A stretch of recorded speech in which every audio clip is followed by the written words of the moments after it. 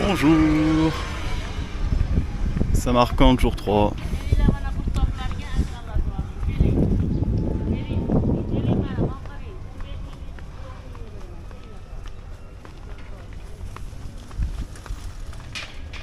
La mosquée de Bibi Khanum, c'est la plus grosse que j'ai vue pour le moment. C'est la plus grosse porte. Elle est franchement impressionnante.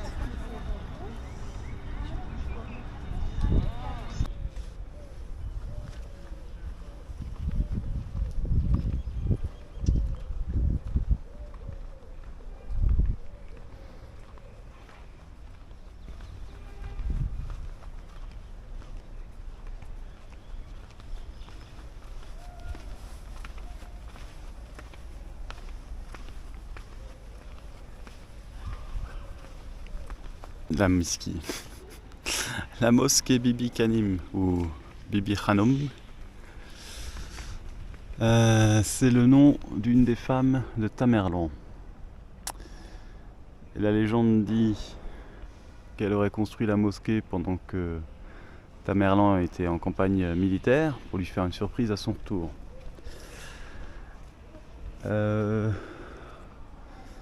L'histoire dit que Tamerlan a voulu, en rentrant d'Inde, créer un des plus grands monuments de la région.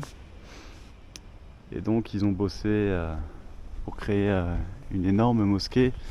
C'était en 1400. Et donc cette mosquée, elle utilise plein de techniques avant-gardistes. Et dans le coin il y a beaucoup de séismes. Et en 1890 il restait plus grand chose de la mosquée. Enfin, c'était en très mauvais état.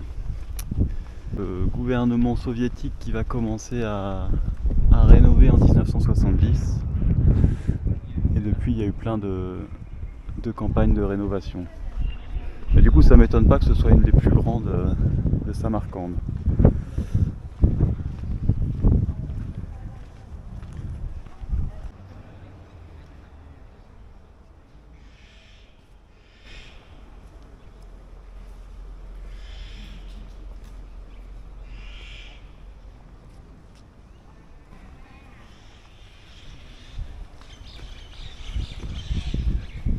Encore un tombeau.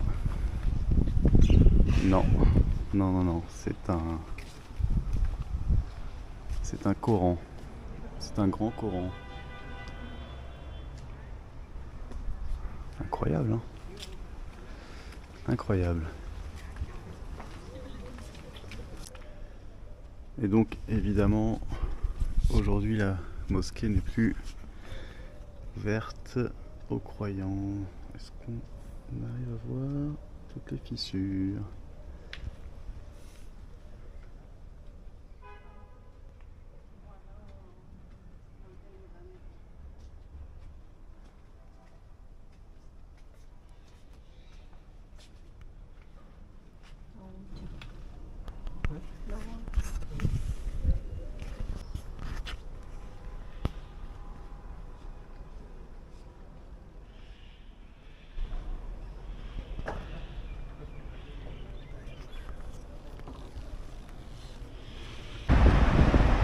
Là on a le mausolée de l'ancien président.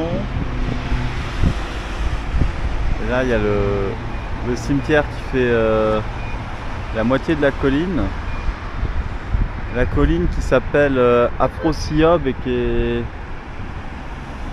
le point d'origine de la ville. La première ville était sur cette colline, a priori. De l'autre côté de la colline, il y a la rivière. Et là il y a l'ensemble que je vais aller voir. Et un peu plus loin, il y a un des premiers. Il y a un observatoire astronomique du 14e, 15e siècle. Il y a eu pas mal de découvertes qui ont été faites par les savants du coin. On va aller voir ça. Là, du coup, c'est un ensemble de mausolées du 14e. Là-bas, c'est la mosquée où j'étais tout à l'heure.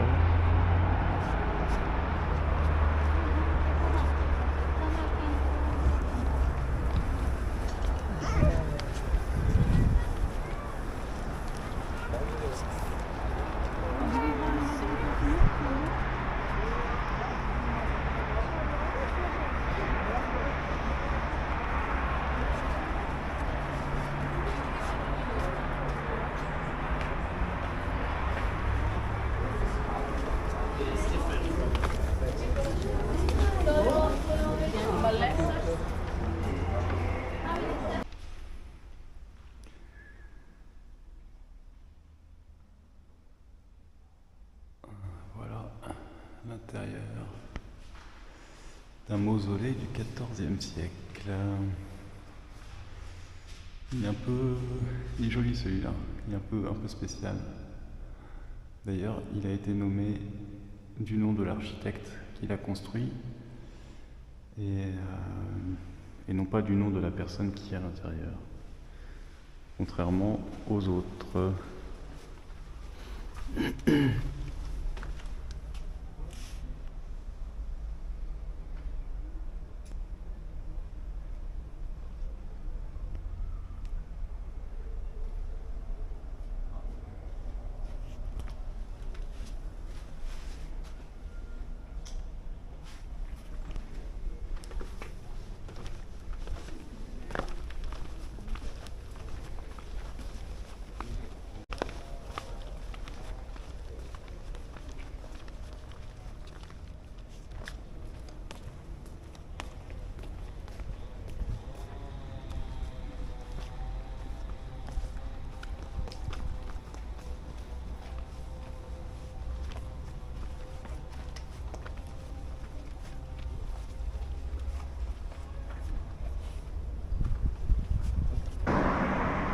J'aimerais bien comprendre pourquoi il n'y a absolument plus rien sur cette colline qui est le site historique de la ville. Elle est entourée par la ville, c'est grand. À part des mausolées, des cimetières, il n'y a rien. On verra bien. Donc là, on a l'emprise au sol de l'ancien observatoire astronomique de Loubek. Loubek était petit-fils de Tamerlan et qui a passé une grande partie de sa vie à construire des madrasas un peu partout. C'était plus un érudit quoi. Alors, il avait un rôle politique mais il a régné que 2 ans et il s'est fait assassiner. Je vais vous montrer le sextant.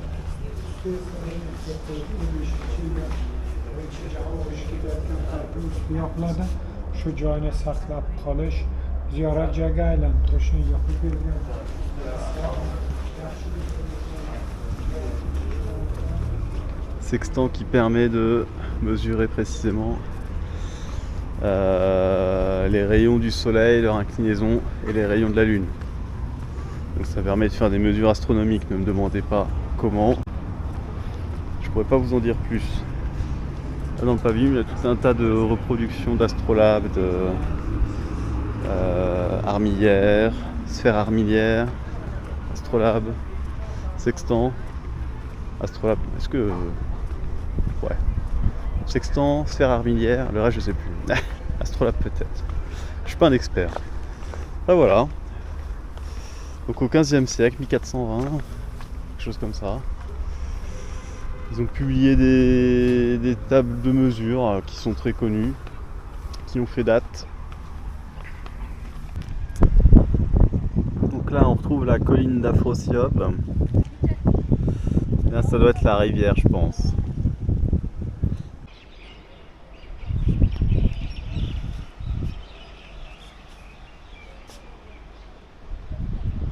Voilà un pistachier vieux de 600 ans.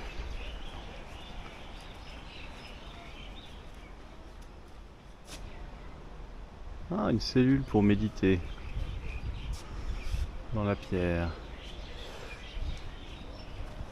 Bon alors je vous filme pas l'intérieur mais c'est un peu débile de payer pour aller voir ça, mais dedans c'est le tombeau de Saint Daniel. Je crois qu'il a été ramené ici, je sais plus par qui.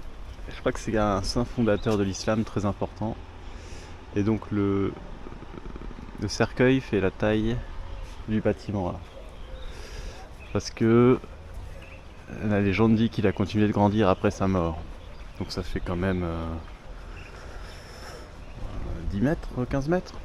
Et effectivement, je vous confirme qu'à l'intérieur, il y a un cercueil qui fait 15 mètres de long. C'est rigolo. Je vais ranger ma caméra.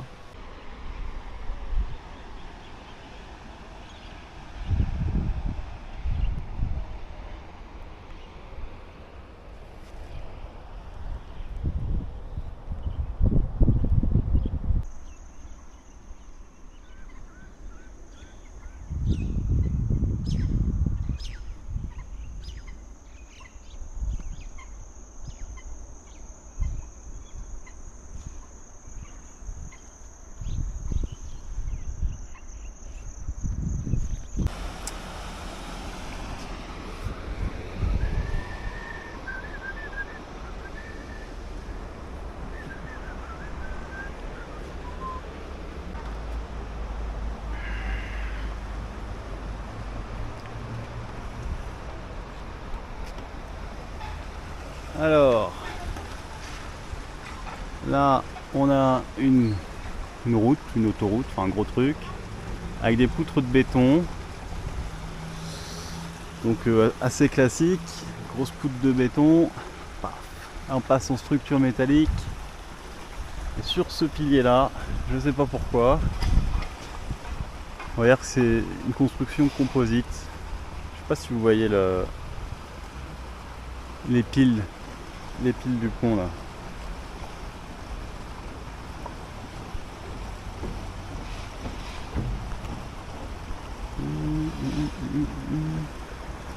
C'est original, non? Je sais pas quoi en penser, je suis tombé dessus par hasard.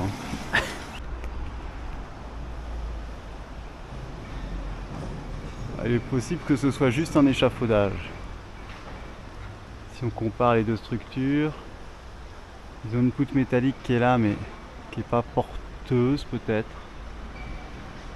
Ah, c'est dur à dire. Enfin bon, ça a l'air de tenir.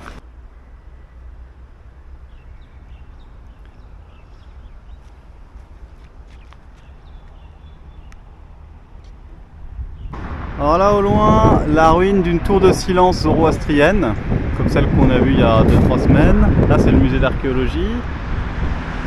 Là un poste source électrique. Alors ici vous voyez, arrêt de bus, arrêt de taxi, arrêt de minivan.